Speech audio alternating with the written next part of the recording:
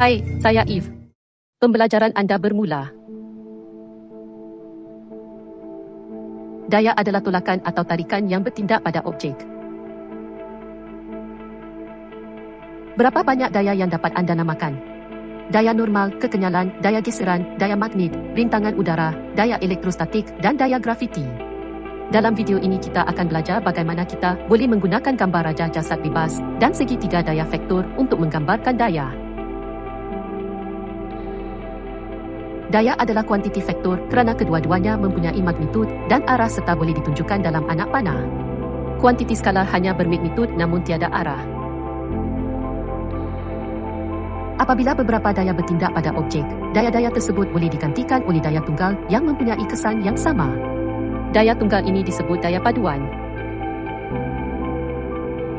Misalnya, kereta ini terdapat daya sebanyak 10 Newton menolaknya ke belakang dan daya sebanyak 30 Newton membawanya ke hadapan. Untuk mencari daya yang dihasilkan, kita tolak daya yang lebih besar dengan daya yang lebih kecil. Daya yang dihasilkan ialah 30 Newton ditolak dengan 10 Newton sama dengan 20 Newton ke depan, yang bermaksud kereta ini akan memecut. Penerjun ini jatuh di udara pada halaju malar yang juga dikenali sebagai halaju terminal. Terdapat daya sebanyak 800 Newton yang bertindak ke bawah pada penerjun tersebut. Ini adalah berat payung terjun yang disebabkan oleh daya grafiti. Pada masa yang sama penerjun itu mengalami daya sebanyak 800 Newton kerana rintangan udara. Daya ini adalah seimbang, maka dia akan menjadi jatuh pada halaju malar. Kita juga dapat melukis gambar raja ini tanpa menunjukkan rupa objek yang terlibat. Ini disebut gambar raja jasad bebas. Contohnya, di sini adalah gambar raja jasad bebas daya yang bertindak pada penerjun tadi.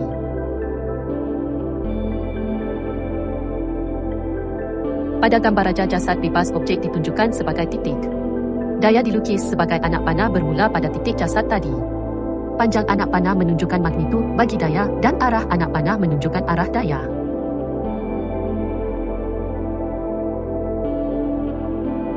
Ini merupakan gambar raja jasad bebas untuk sebuah kapal terbang yang bergerak pada halaju malar dan ketinggian malar.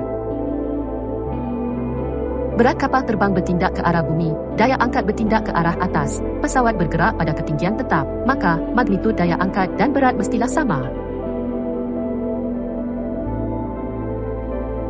Daya tuja menolak kapal terbang ke hadapan tetapi pesawat bergerak dengan kelajuan malar, maka magnitud daya seritan dan tujahan mestilah sama.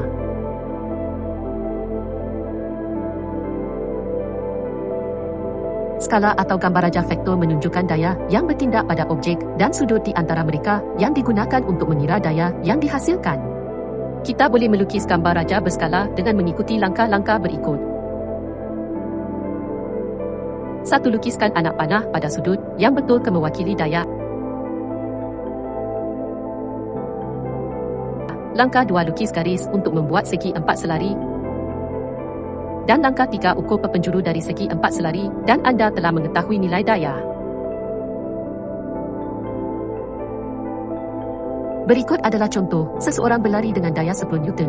Namun demikian angin kencang menolaknya dengan magnitud 8 Newton. Sudut antara dia dan angin ialah 30 darjah. Cari daya paduan yang bertindak pada pelari tersebut. Langkah 1, tentukan unit yang boleh diterima, seperti 1 cm sama dengan 1 Newton. Lukiskan daya pertama. Langkah 2, lukis daya kedua pada sudut yang betul.